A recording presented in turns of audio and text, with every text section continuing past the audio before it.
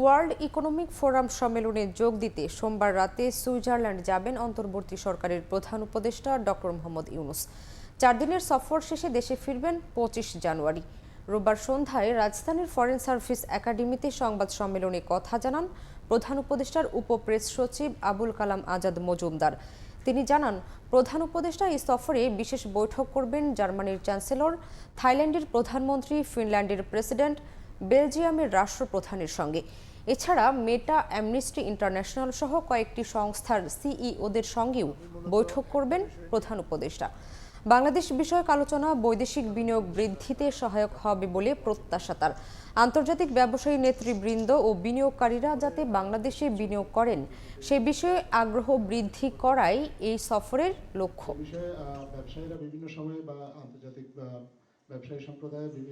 এই সফরে বেশ কিছু গুরুত্বপূর্ণ ডিগনিটারিজ আছেন যাদের সাথে উনি দেখা করবেন, দ্বিপাক্ষিক মিটিং করবেন। এর মধ্যে রয়েছেন জার্মানির চ্যান্সেলর ওলফ শুলস, ফিনল্যান্ডের প্রেসিডেন্ট আলেকজান্ডার স্টাব, বেলজিয়ামের কিং ফিলিপস এবং থাইল্যান্ডের প্রধানমন্ত্রী পেন্ট্রো সিনাওয়াত্রা।